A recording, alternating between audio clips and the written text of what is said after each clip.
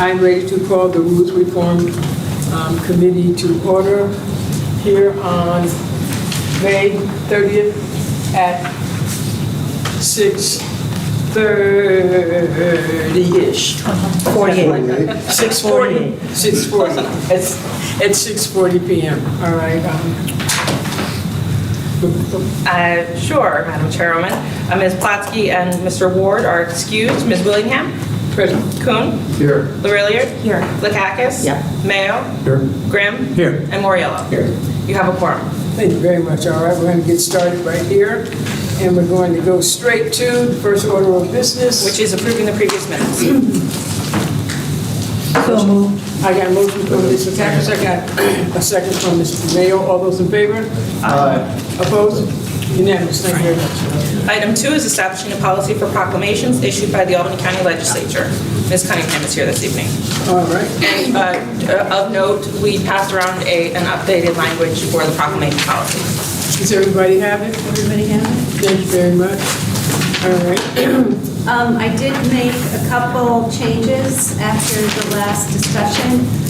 One was something Legislator McLaughlin noted, that she thought it was restrictive regarding if we wanted to recognize an international event such as World AIDS Day. She didn't use that example, but so I added in the underline under the guidelines, memorializing local, state, national, and international cultural, historical occasions. I thought that was broad enough to encompass if there was something someone wanted to recognize that wasn't Albany County but had significance. So I added that. And then I also added something on the back of the page top. And this was just clarifying that these are member requests for proclamations.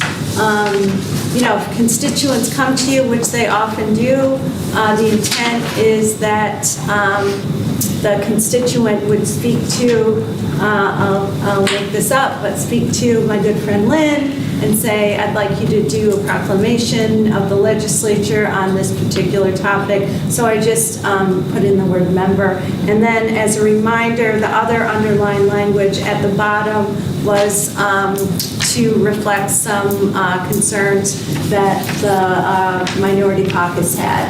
And so I added that. So those are the changes. Love to move this out, but love to hear any discussion. Do I have any questions from the members of the Rules Reform Committee? I had a couple things that a constituent brought to me that I told her that I would speak here, and so I'm going to speak them out loud because I said I would. She wanted a little more clarification about which proclamations needed 5 signatures. She? Who is she? She was Zarina Jalal, as a matter of fact, who came to our last meeting and once has asked us for a proclamation, asked the group of us for a proclamation once. And this was her experience. And so she wanted to know if we would clarify which proclamations need 5 signatures and which need more. And I think that maybe something that Joanne has changed here might cover that, about the international, and the things that are not are still things that are not, if we are still, does that feel all right to people? Do people Yeah, I think mean, we need more?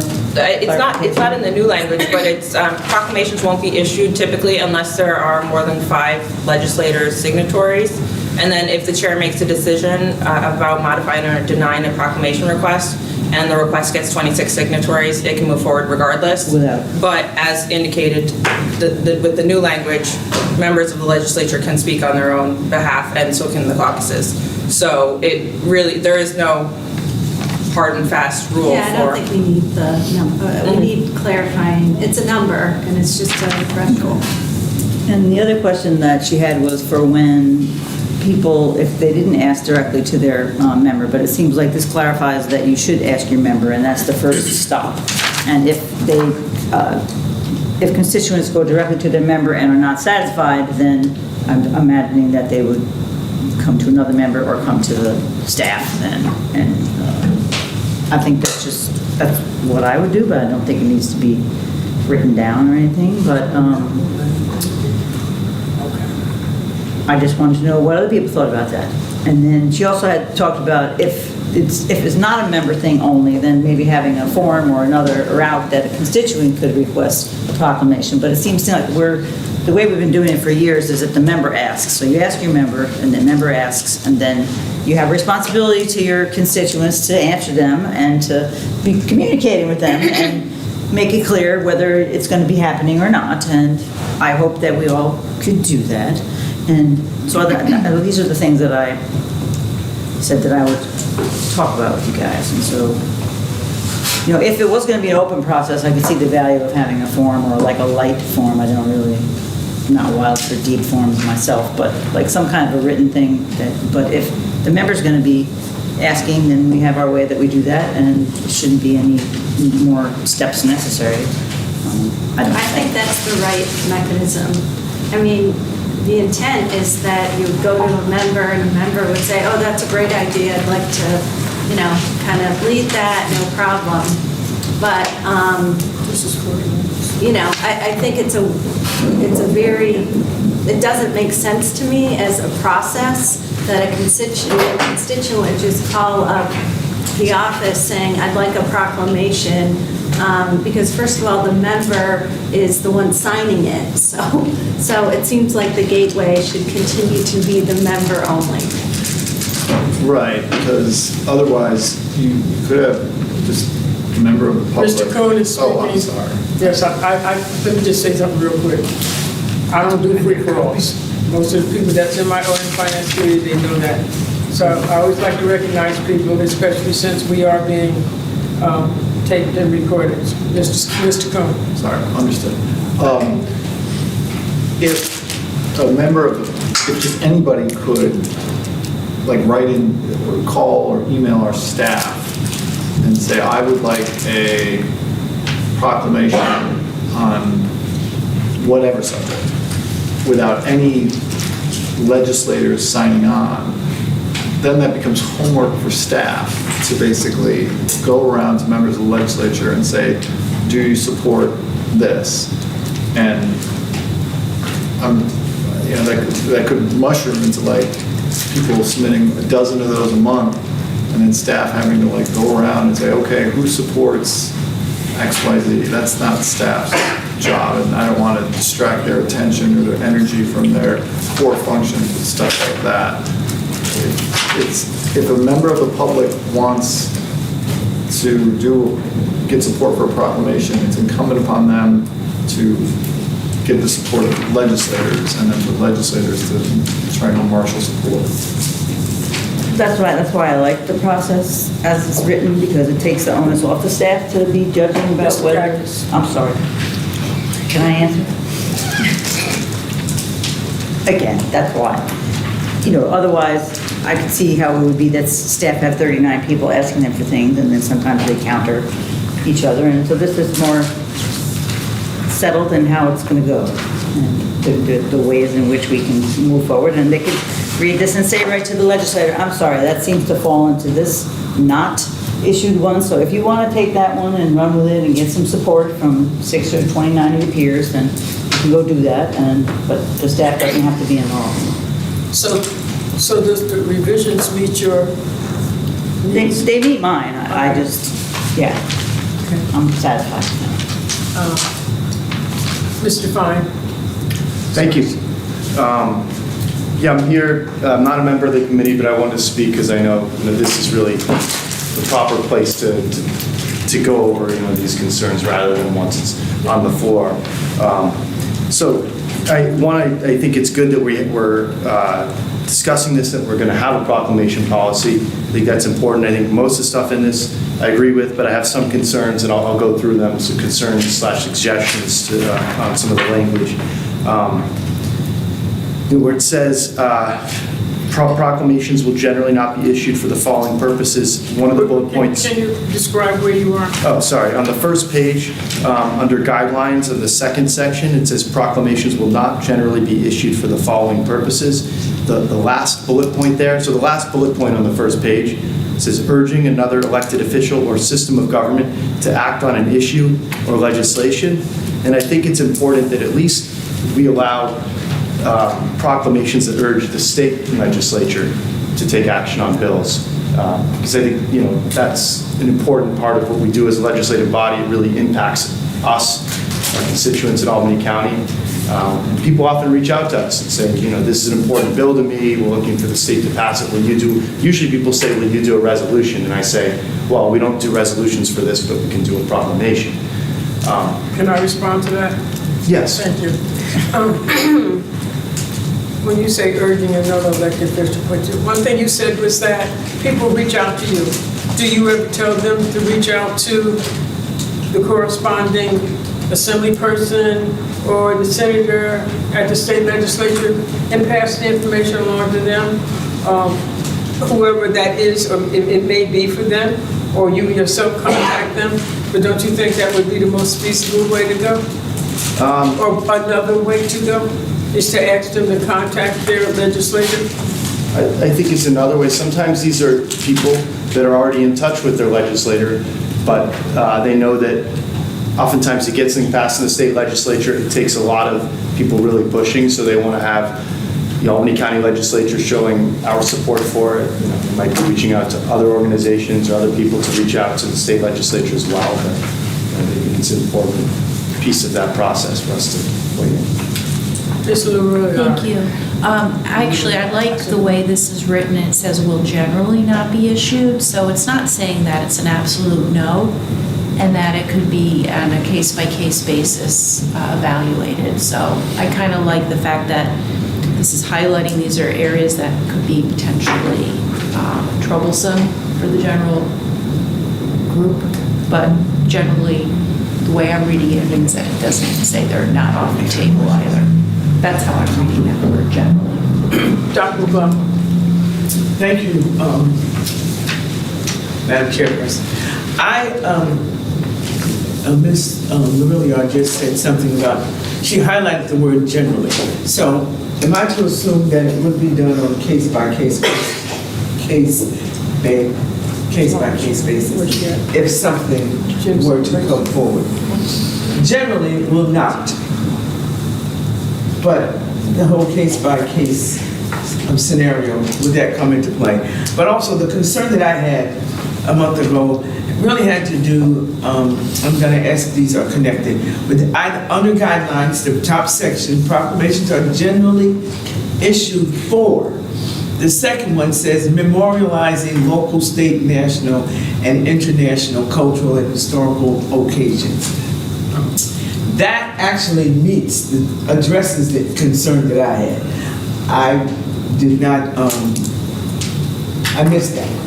Because my issue was the second to the last, where it says generally not issued, second to the last national or international groups requesting a proclamation. So as I review this again, item number 2 addresses the concern that I had. So I have resolved my issue. Thank you. And when you stepped out, our Madam Chair here, she spoke to that, some of the things that was added. Okay? Yes. At your request and others. I appreciate it. Back to Mr. Vaughn. Thank you, Dr. Watts. I interrupted him. Believe me, of course you know I'm going to get to you, right? Okay. I always do. I'm sorry. Mr. Fine, thank you. I'm happy that was addressed, the concern Dr. McLaughlin had.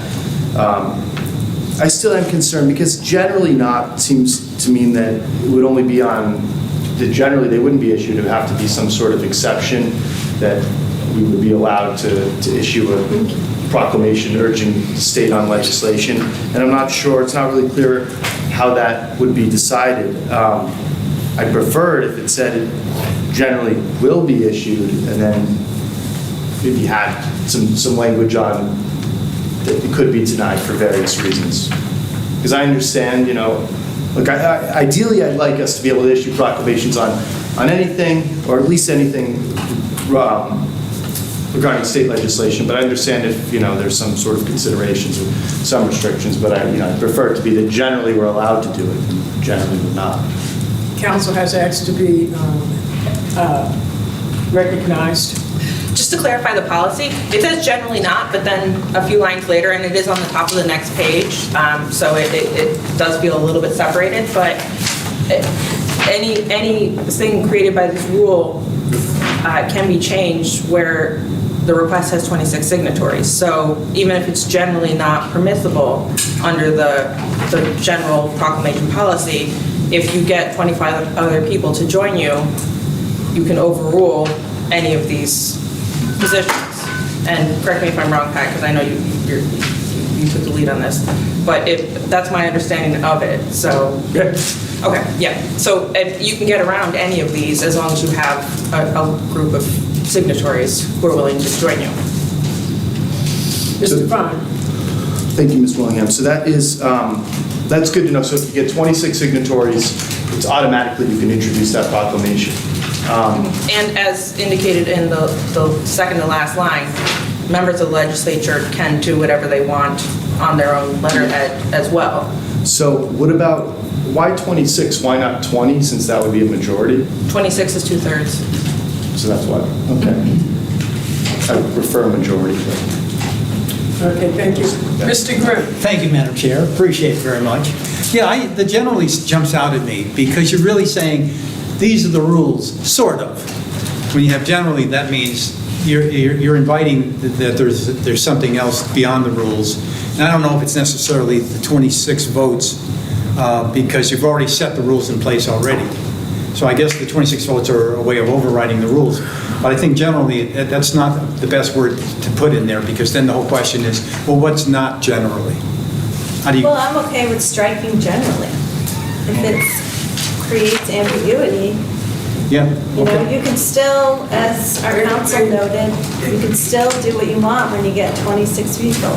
So if there is a groundswell of we really need to tell the state legislature how much we love this piece of legislation, you should be able to get 26 signatures and do it. Okay, so I'm going to go to Mr. Cole, put his hand up, Mr. Kakis, and then Leader Moreno. Everybody got that? Got it. All right, so here's the way I guess I understand how this works. We have these rules, these guidelines, and if someone attempts to advance a proclamation that is inconsistent with these guidelines, it is the part of the chair's responsibilities and duties and authority is to say, no, that proposed proclamation is inconsistent with the guidelines, so I'm not going to advance it or authorize it. However, if a supermajority of the legislature, notwithstanding that, feels strongly enough about a particular proclamation that would otherwise be inconsistent with the guidelines, they can force that proclamation through, notwithstanding this policy.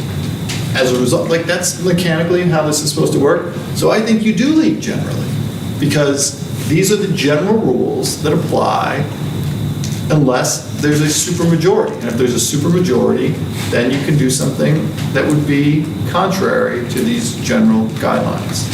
So I think if you take out generally, then you're not recognizing that there's that 26-member override. So I think the language and the semantics are exactly right. Mr. Kakis. I would probably have said a lot of things that he said. Of course, he said it far more eloquently than I would have. But the part that I like about it is it does relieve the staff, again, and it's like this is for the gray area. It's not for the easy stuff. It's not for the hard stuff. It's sort of for the gray. And if we or you, if 10 of you want to do something and get, 16 more, and we have in the past done some things once in a while where there were 16 people involved in them, or 20, and we have in the past, banded together if people feel strongly about it, but we're doing the work. It's not staff doing the work, it's not the chair doing the work, it's the people who want to do the work as part of what they're doing to do it. And that's why I think generally, you should leave generally in there, because it is generally how it's going to go. It's the gray part. Mr. Mario? Well, I mean, I was kind of thinking, I mean, I disagree with that, and I think it just makes it more of a gray area, and it makes it a little bit more confusing. And I think if it takes 26 signatures on a proclamation to overrule this, then, and, you know, then so be it. But, you know, sometimes we look into this, into the weeds here. Really, proclamations should be more for recognizing people, organizations for happy things. And really not anything that I'd want to sign on to that I'm going to encourage a state legislator to pass a law that maybe I don't agree with. I mean, the tone of these proclamations, I think, is important, and they should be upbeat.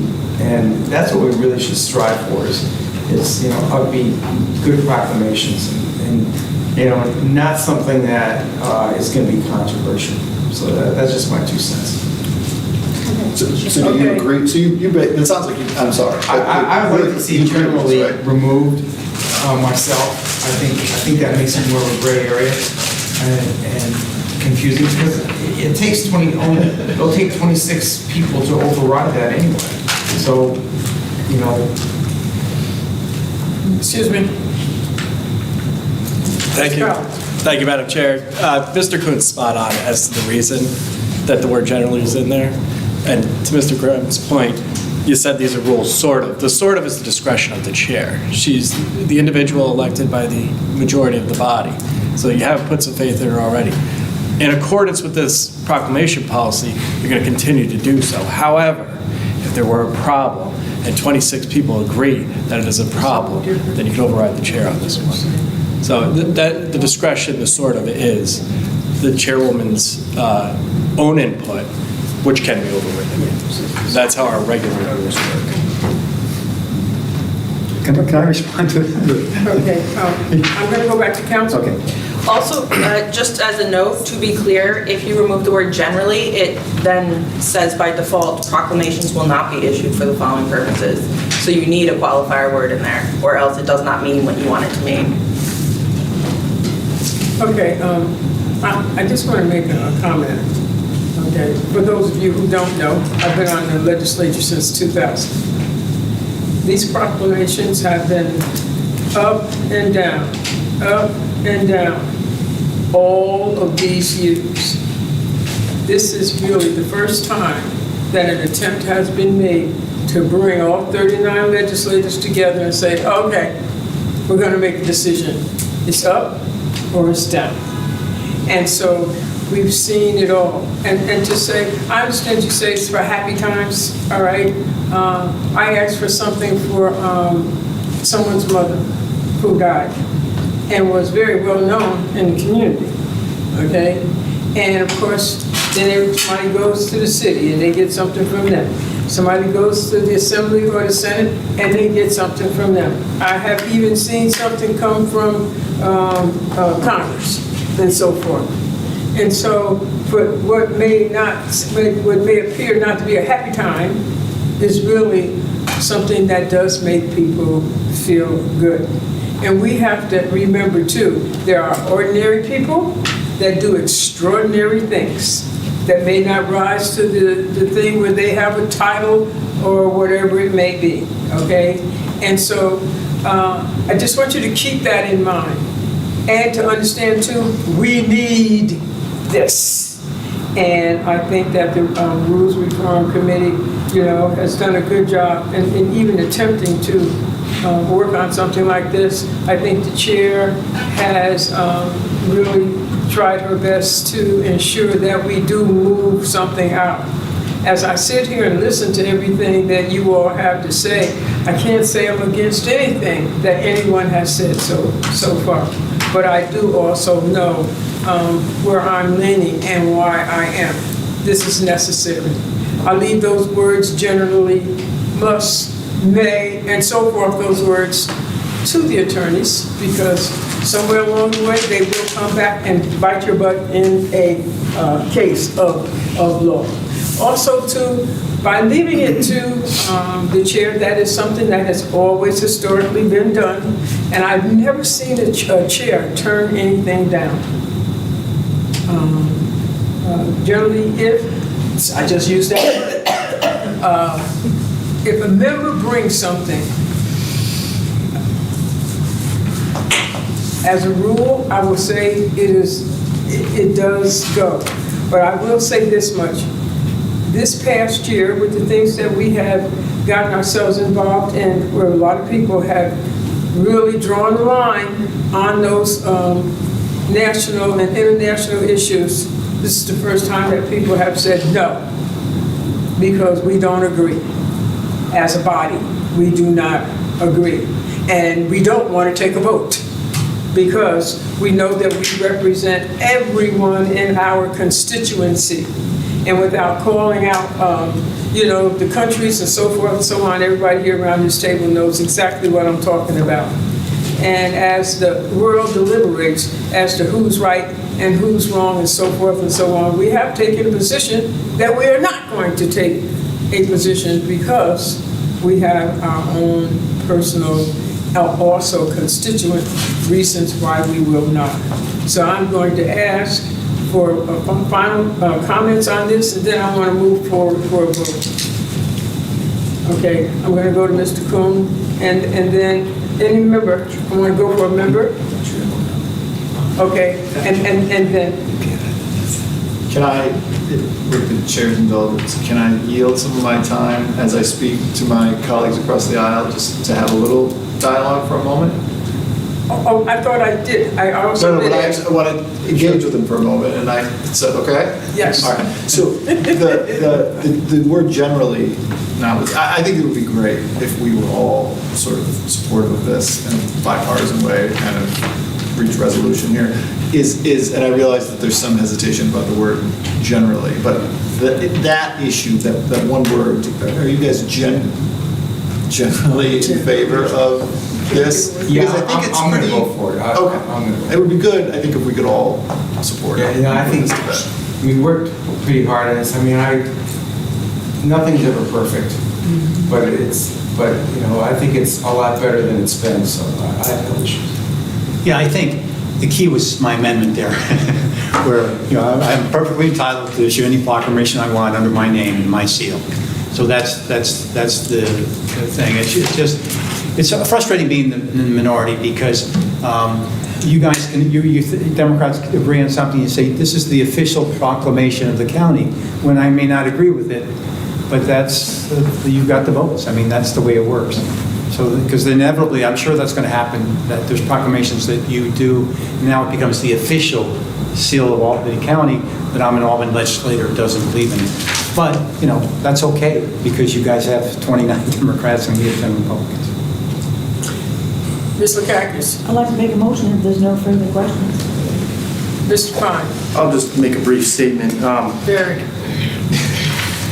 I would be a lot happier with it if it was just a simple majority. I understand, because there's some, general restrictions. Generally, these are not going to be issued in these cases. So if it was a simple majority of 20 signatures, I think that would, be fair. And also, I'm surprised you need 5 legislators to sign on to a proclamation. Would that also be, even if you're dishonoring the local Little League, or you'd still need 5 Yeah, legislators? we usually get 5. Surely. I mean, not that that would be hard to get, but Yeah. I feel like I've issued them in the past with only 3. I will always join you. Okay, too. It's the timing sometimes. So we're going to move forward. Did you make a motion? I did. Okay, I got a motion for Ms. Lakakis. I got a second. Mr. Morello. All those in favor? Opposed? Unanimous. Thank you very much. Item 3 is establishing Albany County remote work, telework policy for county employees. This is tabled at the request of sponsor, who is not here this evening. Item 4 is Can I have a required. question about that? Can I have a question about that, even though he's not here? It's up to the chair. Which one? She wants to ask. Telework. Number 3. What does that word mean? Telework means work remotely. it's an old word, but anyway, it just reminds me of, I just wondered, it looks different than it used to, It's an entirely new. but yet there's still some of the same questions that I had before is HR reviewed it? Yes. And then about the bargaining units, like this is just for non-union employees or, so then maybe, okay, so I'll consider it with Okay, that set of what glasses. number are we on now? Number 4 is requiring programmatic information and requests for legislative action and codifying existing practices. This is Mr. Conway's item, but I will note that it was tabled at request for sponsor in the last committee. I don't know if if you're planning to do the same now or. Yeah, thank you, Madam Chair. It was tabled in the last committee, and we will move to do the same thing, please, while we work with Majority's office to get the information we need. Okay. All right, and then item 5 is a public hearing on proposed local law number G for 2024, a local law of the County of Albany, New York, amending the Albany County Charter and local law number 8 for 1993 is amended for the purpose of creating the position of deputy chairperson of the Albany County Legislature. Ms. Cunningham. So this codifies a practice that we've been employing for a few years, and it's replicated to look like how, and drafted to look like how the county executive and the deputy county executive function. So we're doing it through rules to make sure that we can exercise a little bit more latitude on using that deputy chair to the maximum that we can to increase efficiency and make our work. Guys, a question. Mr. Coon. Is this permissive referendum or referendum because it's like creating an official position? I will defer to. I don't believe, Madam Chair, I don't believe so. We have, in our charter, there's explicit language as to whether or not what triggers a mandatory referendum. This one is, of course, permissive. If somebody wants to go out and get the signatures, they can get it on the ballot. But I thought eliminating positions or creating positions, Elected positions. elected positions, okay. It's not an elected position. Okay. There's other things too, and I can go over it with you at Yeah, we length. won't bore everybody else. I don't think it hits referendum. We are in the timeline for that if it is determined differently. We would have to get it to the State Board of Elections by, I think, August 5th. Assuming this thing passes in a regular course of business, that is completely meetable. Should the county attorney decide that it does require a mandatory referendum. Okay. So this is number 5. Mr. Graham. Yes, thanks, Madam Chair. I'm confused. We already have a deputy chair position.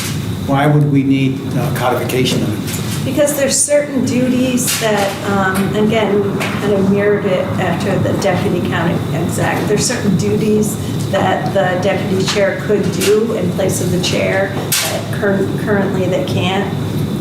As an example, attending CAB meetings.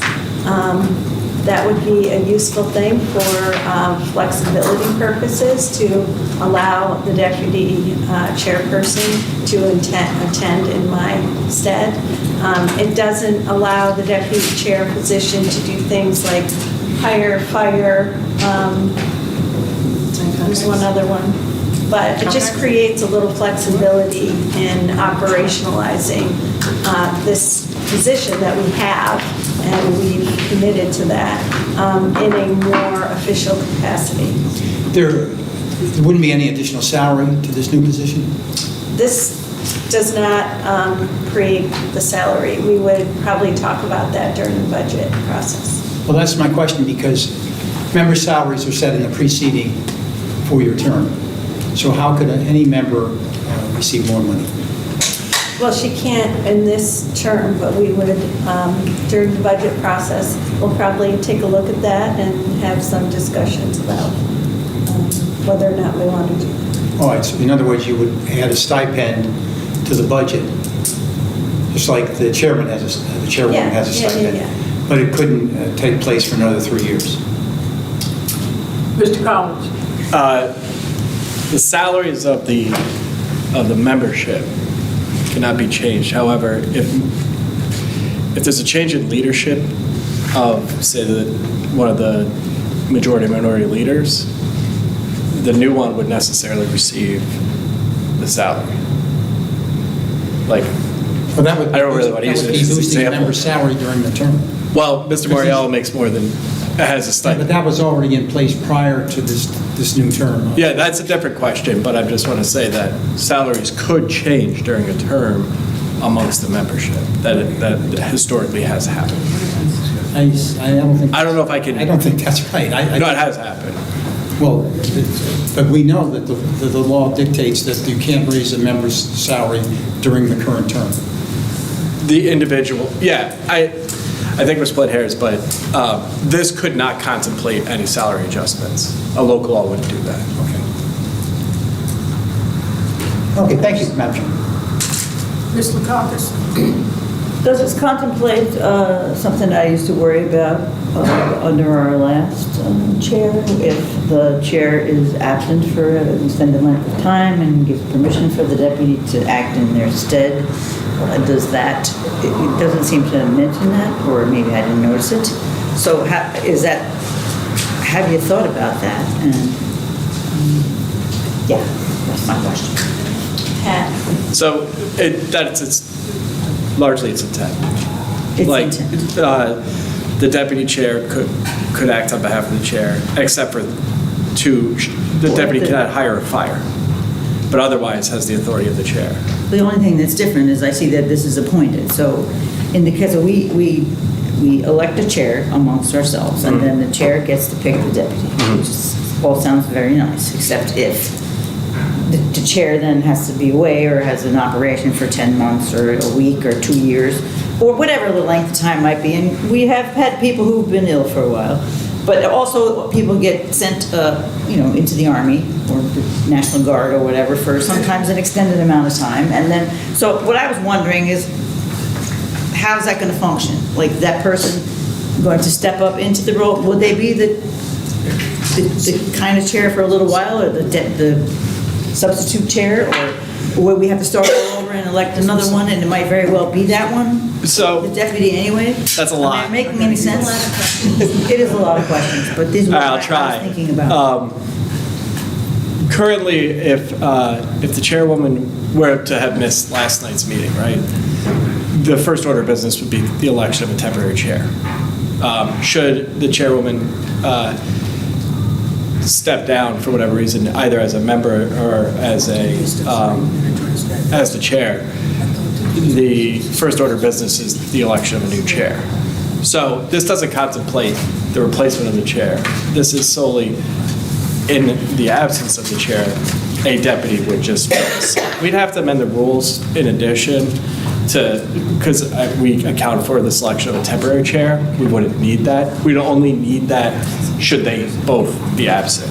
So if we had a temporary chair, the definition somewhere, then that would cover that, then there would be a length of time that a person could be a temporary chair. But since we don't have that, is what you're saying, then it's not really contemplated, we would have to elect another one. Isn't that what you just said? Or what I lose you? If the chair's absent from a meeting, the Say the chair deputy would knows they're step gonna be away in. for 8 weeks, just Yeah. let's use an example. They're gonna be away for 8 weeks for Okay. whatever the reason. So that's 2 months. That's 2 months. Meetings. So not only are they not going to be at the big meetings, they're not going to be doing any staff stuff during the day, they're not going to be doing any Yeah. committee things that they do, they're not going to be drafting, they're not going to CAB meetings, they're not doing all the stuff that they do. Can the deputy step in for that length of time, or is it just a one-time, Yes. 2-week? Like, what's the This amount of time? this would allow for them to step in for that length of time. And we wouldn't have to call them the temporary chair, they would just be the acting. Well, the deputy chair, but yeah, they would have the authority of the chair, but for the 2 provisions that we carved out. So then we can get really more confused when we start talking about compensation later, but we won't do that now. All right. Thank you. Okay, I just want to say something. Over the course of some years, we've run into issues where people, right now, we don't have anyone to replace the chair. You know how what? We don't have anyone to replace the chair. Okay? As a matter of fact, we've been in a place, and are in a place right now where we need to replace a committee person. And which is something we need to do something about. And so what we are trying to do is establish a pattern of succession so that we're not able to function. And that's what this is about. And right now, as was told to me, different ones have tried to do this down through the years. Okay? So I want you to look at me with this, because I removed myself from this and listened to what was being asked of me. Well, what are we going to do about a deputy chair? And so this is a conversation that we have avoided, which probably should have been brought up in, when we were trying to change the charter. Okay? So this is the first step toward trying to correct certain things that are wrong. And that's why we are right now in the we have this in front of the Rules Reform Committee. Can't do it without getting it done and putting it before the people, because this has to go to the people in November. They have to vote on it. And so, or not. They're not sure about that. Okay, but I think it's necessary for everybody to know. It just doesn't stay with us. Okay, it does become part of the charter. Is that correct? Yes. It's an up in the air question. Oh, okay, excuse me. Okay. Suck it back. At any rate, the point I am trying to make, we do need to do something, period. That's all there is to it. Mr. Cummings. Sure. Just a question. In the event that the chair was to vacate the office for some reason, the deputy chair, as a appointee of the chair, would not succeed to the chair's office. Correct. If the chair vacates their office, both the chair and the deputy chair would, correct me if I'm wrong, the deputy chair would also automatically vacate the office too. And the deputy chair's term runs along with the chair's term. So from 2 years to 2 years, from organizational meeting to organizational meeting, yes. So the deputy chair is not analogous to the vice president in that if the chair vacates, the deputy, the chairman. Yes. So if the chair is away for some defined period of time or ill or something like that, the deputy automatically steps up. However, if the chair resigns, that cuts off and an organizational meeting would have to be held, and then that person would then designate. Got it. All right. No, just a simple legal question. If a chair vacates, the legislature would elect a new chair. Yes. Okay, so it doesn't, so I don't know why we need to codify the deputy chair position.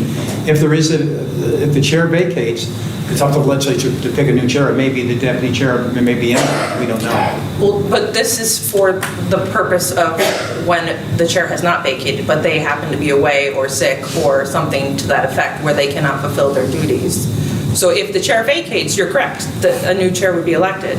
If the chair does not vacate but is in the hospital for a month, the deputy chair could step in and fulfill all their duties for that month. Can't they do that now? No. They have no rights or obligations under the, Can't we elect a temporary chair? each separate time, yes. And then that's only, we only do that, and we do it with the election of the members during the meeting. Yeah, it's limited to the meeting itself. So none of the in-between work or meetings or anything like that would be covered by that. And the role currently is essentially ceremonial, and this would give actual rights and obligations and responsibilities. Mr. Collins. Yeah, to Mr. Grimm's point, I think you're spot on. If CAB wants to be, and we can have emergency CAB meetings pretty quickly, like they need at least 2, but it would always be nice to have the 3rd there. That's one of the things that, just the way this building works, sometimes things are really urgent. In this scenario, the deputy chair could act in CAB, and that would be quite helpful. having attended all those Can I meetings. just respond to that? Could you write a memo that describes the responsibilities and the abilities of a deputy chair, the current deputy chair position, and the one that the charter would bring? Because we've talked a little bit about that today, but I'd like something in writing that defines the differences, how that position would change from now, which is an appointed position, versus something that's a change in the charter. Are you able to do that? Yeah. It's relatively ceremonial right now, so there is no authority. Well, they can run a meeting, for example. Well, We have to vote for them to run the meeting. it can't. All right, so, as I understand it, the deputy chair position now is, and I don't mean this in a pejorative way, it's ceremonial. The deputy chair has no power under the charter. This would allow the deputy chair to actually have authority and power delegated by the chair. If the chair is in the south of France, the deputy chair can fulfill the charter, the legal charter responsibilities of the chair. Right now, the deputy chair can't do that. Right now, if the chair is in the south of France, we have to, even though we have somebody who's called the deputy chair, we need to, at the meeting, actually elect somebody to serve as the chair at that meeting. This would codify that the deputy chair can act with the authority of the chair as the chair's sort of delegated replacement. That's all it's really doing. And I don't know if Pat really needs to write a memo about that. It seems fairly straightforward. Well, because Joanne had mentioned about how some of the rules will change. CAB is one example, and maybe there are others, I guess, is my thing. Well, no, I think it's exactly what Jeff, again, eloquent Jeff, kind of said. It's basically any function of the chair that can be delegated. CAB is a great example because CAB right now, I'm the only one that could attend. If I were in the south of France, which sounds wonderful, and I couldn't attend a CAB meeting for some reason, or I was in the hospital for 8 weeks, then there's no one that can fill that role legally. So this would allow the deputy chair to fulfill the delegated role of chair in those instances, temporary instances. Sort of ensures smoother operation of the county government. And more efficiency, and I think recognizing that the role of the chair is a very busy role. And our current deputy chair is fulfilling a lot of, obligations that I can't do. We are operationalizing this, but we should codify it. So in an unfortunate circumstance, we wouldn't constantly have to elect a temporary chair, to do that at our meetings, do some arrangement for again, the CAB stuff is an easy example. Mr. Krueger? Thank you. Thank you. Can I make a motion to move this out with a favorable recommendation? Is that what we're doing? Are we moving it out? Is that procedurally what has to happen? So I'm going to move for that. Is it a public hearing or the actual? This is for public hearing. This is for public hearing. All right then. Okay. I'll second that motion. All right. All those in favor? Opposed? Unanimous.